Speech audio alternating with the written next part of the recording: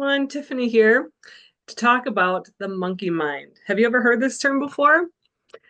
It's often referred to in meditation, but just in life. And I often hear people say, I can't meditate, my mind is all over the place. And while this may be true, it's called a practice for a reason. And there are things that you can do to overcome that, the monkey mind.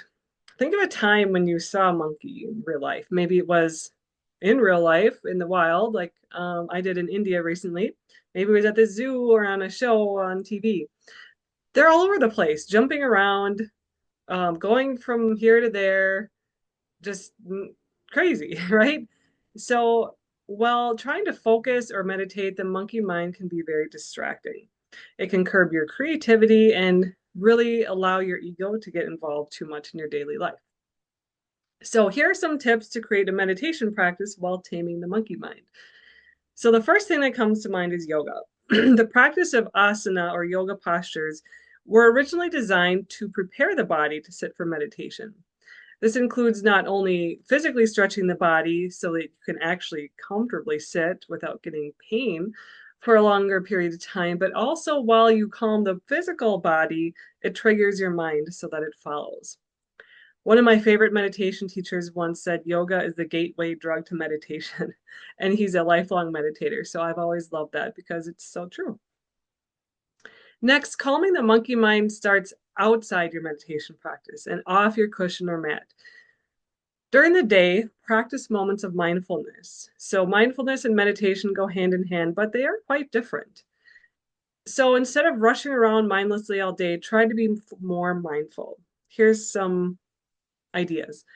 When you're eating, eat your meal away from your desk or computer or workstation and really pay attention to that meal. Savor, really taste every bite. Slow down your chewing intentionally. Feel the textures.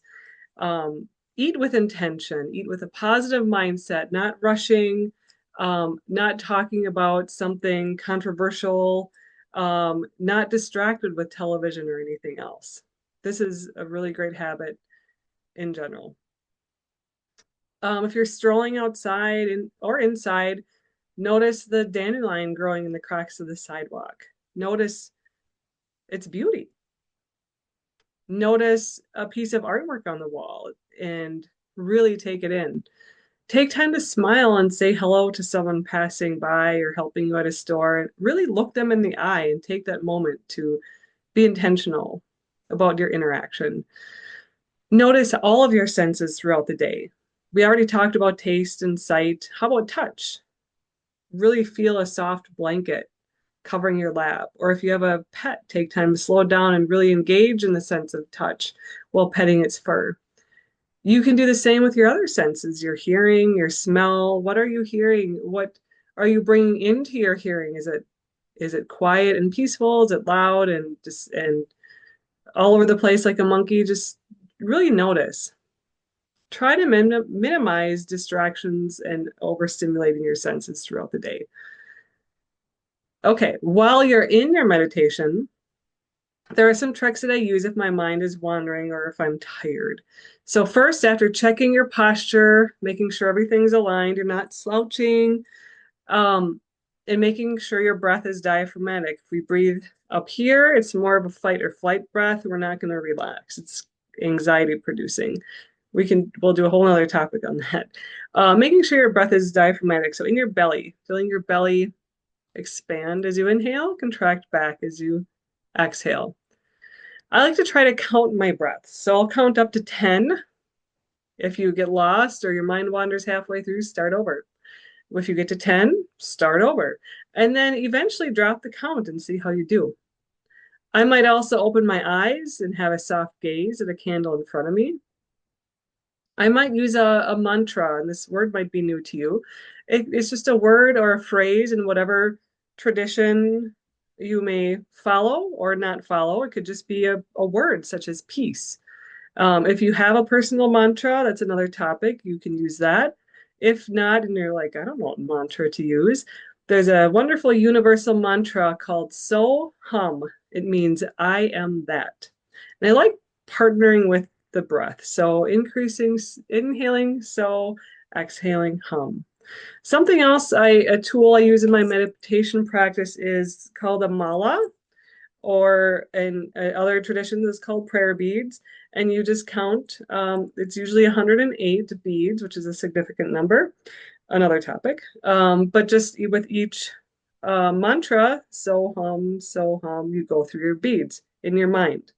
So this can be a way to use your sense of touch as well, as we talked about earlier.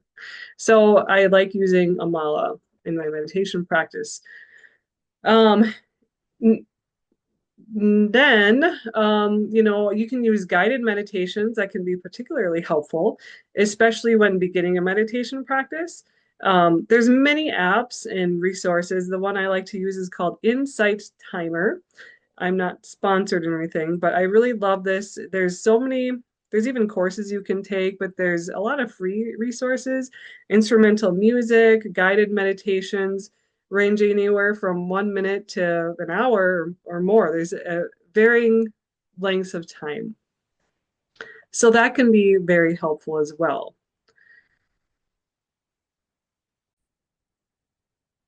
Now I want to talk about sitting while meditating. There's many different options for how you sit in your meditation. Um, I have a cushion that I like to use. I also have a round cushion. There's many different types of cushions. And this is the traditional meditative posture.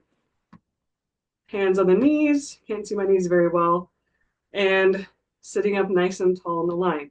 Now, sitting on the floor may not be accessible for a lot of people or uncomfortable, especially if you're starting out. You don't have to. There's no rules. I'll show you a couple other options. One is a bench. This is a kneeling bench, and you just simply kneel, put it behind you, and you can't see very well, like this. So that can ease any hip pain, back pain. If your hips aren't flexible, it's a really good option. Now, lastly, sitting in a chair, you can always sit on a chair. It's a totally perfect option. If you sit on a chair, I wouldn't recommend sitting back and you can get kind of slouched. Sitting up away from the back, hands in the lap, hands in your knees. Either way, you can always put a pillow for your lumbar support. So scooting back a little bit. This is a great way to meditate. So those are some options that I like to use. And depending on the day, I'll use one of any of those. So lastly, reading more about these topics, such as mindfulness, being present in the moment, can help you just be more aware in general and calm your monkey mind. Books such as The Power of Now by Eckhart Tolle or The Rushing Woman Syndrome by Libby Weaver are wonderful places to start. But there's really so many others. This area of interest of mindfulness, the monkey mind, and how we relate to the world have really exploded because it's just a totally necessary balm to our rushing and disconnected societies. Our nervous systems, frankly, are completely fried. So that's a little bit about the monkey mind. There's so much more to talk about, but I hope you put some of these practices into your life and let me know how it goes.